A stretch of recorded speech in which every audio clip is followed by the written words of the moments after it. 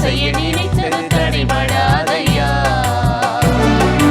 தேவரீர் சகலத்தையும் செய்ய வல்லவர், நீர் செய்ய நினைத்தது தடைபடாதையா. ஒருவராய் பெரிய பெரிய அதிசயங்களை எந்த நாளும் எந்த வாழ்வில் செய்து விடுபவர். ஒருவராய் பெரிய பெரிய அதிசயங்களை எந்த நாளும் எந்த வாழ்வில் செய்து விடுபவர். தேவரீர் சகலத்தையும் செய்ய வல்லவர், நீர் செய்ய நினைத்தது தடைபடாதையா.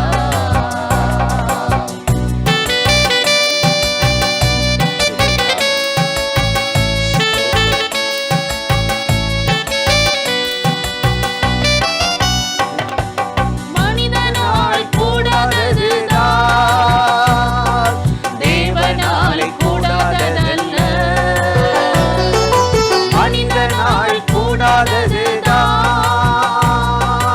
தேவனாலே கூடாததல்ல.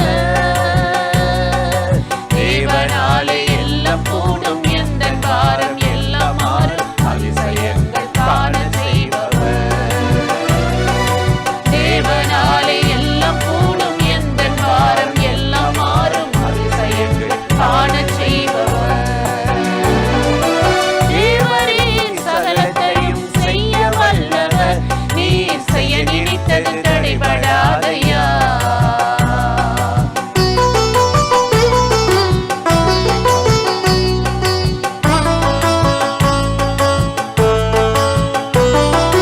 பகலிலே மேக ஸ்தம்பமே, இரவிலே அக்கினி ஸ்தம்பமே. பகலிலே மேக ஸ்தம்பமே, இரவிலே அக்கினி ஸ்தம்பமே. இரவும் பகலும் வழி நடத்த முன் சென்ற என் தெய்வம், தடைகள் நீக்கி முன்னே செல்கிறேன். இரவும் பகலும் வழி நடத்த முன் சென்ற என் தெய்வம், தடைகள் நீக்கி முன்னே செல்கிறேன்.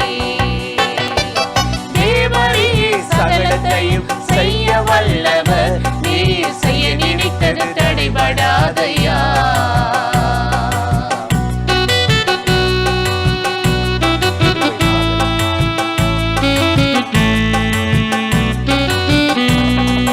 தேவனிடத்தில் சேருகிறவன் அவர் உண்டென்று நம்பிட வேண்டும். தேவனிடத்தில் சேருகிறவன் அவர் உண்டென்று நம்பிட வேண்டும். தம்மை தேடும் அனைவருக்கும் பலன் தருவார் என்று நம்பும் ஒருவரையும் கைவிடுவதில்லை. தம்மை தேடும் அனைவருக்கும் பலன் தருவார் என்று நம்பும் ஒருவரையும் கைவிடுவதில்லை. தேவரீர் சகலத்தையும் செய்ய வல்லவர், நீர் செய்ய நினைத்தது தடைபடாதையா. தேவரீர் சகலத்தையும் செய்ய வல்லவர், நீர் செய்ய நினைத்தது தடைபடாதையா. ஒருவராய் பெரிய பெரிய அதிசயங்களை எந்த நாளும் எந்த வாழ்வில் செய்து விடுபவர். ஒருவராய் பெரிய பெரிய அதிசயங்களை எந்த நாளும் எந்த வாழ்வில் செய்து விடுபவர்.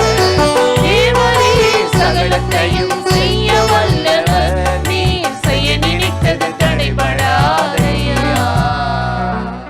பிரியமானவர்களே, ஆண்டவராகிய இயேசுவின் நாமத்தினாலே இந்த காலை நேரத்தில் இயேசுவை தினம் பார்ப்போம் என்ற இந்த நிகழ்ச்சியின் மூலமாக உங்களை சந்திப்பதில் மிகுந்த மகிழ்ச்சி அடைகிறேன். கர்த்தர் நல்லவர், கிருபையும் இரக்கமும் நிறைந்தவர். இந்த நாளிலும் கட்டாயம் நம்மை ஆசிர்வதித்து நன்மையாலே, கிருபையாலே, இரக்கத்தினாலே முடிசூட்டி நடத்துவார். இன்றைக்கு ஒரு வசனத்தை நான் உங்களுக்கு ஞாபகப்படுத்தி சில காரியத்தை சொல்லி இந்த நாளில் கர்த்தர் நம்மை நடத்தும்படி ஜெபிக்கப் போகிறோம். யூதா 24வது வசனம் சொல்லுகிறது, வலுவாதபடி உங்களை காக்கவும் தம்முடைய சந்நிதியில் மாசற்றவர்களாய் நிறுத்த வல்லமை உடையவருக்கும் மகிமை உண்டாவதாக என்று கர்த்தருடைய வேதத்தில் ரொம்ப அருமையாய் சொல்லப்படுது.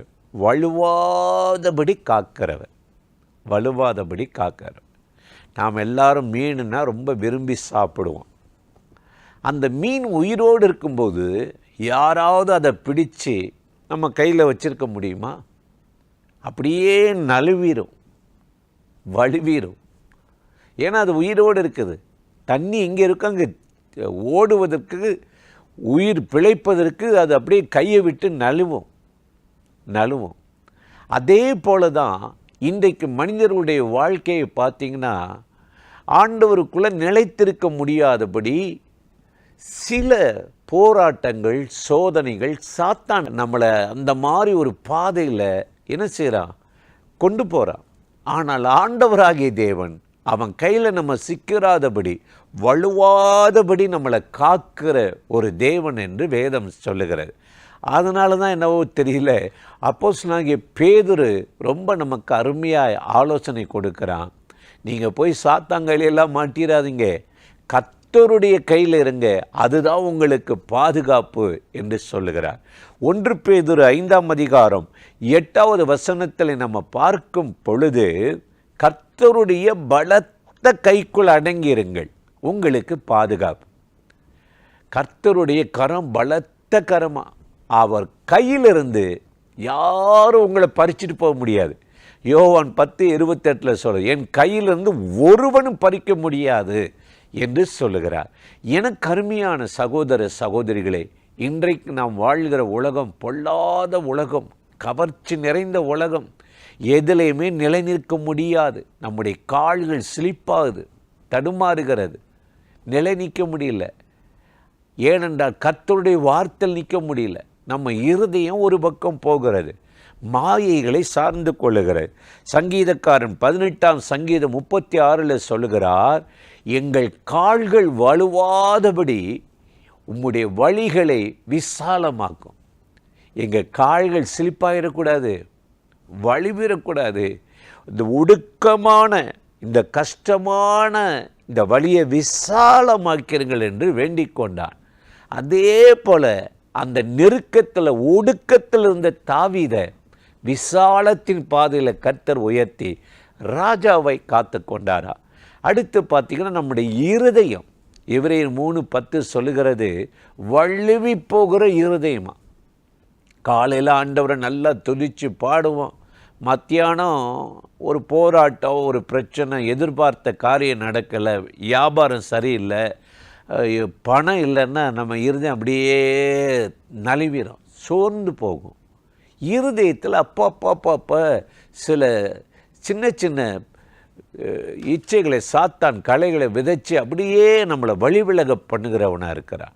இதற்குத்தான் இயேசு நம்மளை என்ன செஞ்சார்னா, வலுவாதபடி நம்மளை காக்க கல்வாரியில் இரத்தத்தை சிந்தி நமக்காக ஜீவனை கொடுத்து, இருகரம் விரித்து என் கைக்குள்ளே வந்துவிடுங்கள் என்று சொல்லி நம்மளை அன்போடு அழைத்தாரா. இன்றைக்கி அவர் கையில் நீங்கள் போயிட்டீங்க அப்படின்னா வலுவாதபடி உங்களை காப்பாரா.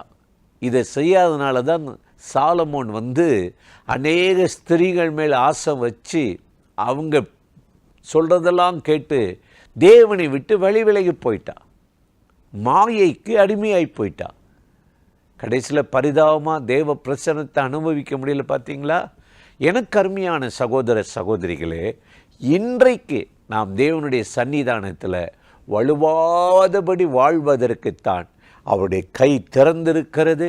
இன்றைக்கு அவரை நோக்கி நாம் ஜெபித்தால் முடிவு பரியந்தம் நம்ம வலுவாதபடி நிலை நிற்கிற ஒரு ஆசீர்வாதத்தை தந்து உங்களையும் உங்கள் குடும்பத்தையும் அற்புதமாய் ஆசீர்வதித்து நடத்துவார். அந்த தேவாதி தேவனை நோக்கி நாம் ஜெபிப்போமா? அன்பும் இரக்கமும் கிருபையும் நிறைந்த நல்ல ஆண்டவரே, இந்த ஆசீர்வதிக்கப்பட்ட நாளுக்காக, நேரத்துக்காக, கிருபை இரக்கங்களுக்காக உமக்கு நன்றி. இப்பொழுது யாரெல்லாம் இந்த நிகழ்ச்சியில் இணைந்து இந்த வார்த்தைகளை கேட்கிறார்களோ அத்தனை பேரையும் நீர் அவர்களை உம்முடைய பலத்த கைக்குள் வைத்து பாதுகாத்து வலுவாதபடி முடிவு பரியந்த உமக்குள் நிலைத்திருக்கவும் உம்முடைய மகிமையின் கிருபையை பெற்றுக்கொள்ள உதவி செய்யும். இந்த நாளில் அவர்களை அற்புதமாய் ஆசீர்வதித்து நடத்தும் உம்முடைய தெய்வீக வல்லமை இயற்கைக்கு மேற்பட்ட ஒரு அற்புதத்தை செய்யட்டும். இயேசுவின் நாமத்தில் வேண்டிக் கொள்ளுகிறோம் பிதாவே. ஆமேன், ஆமேன்.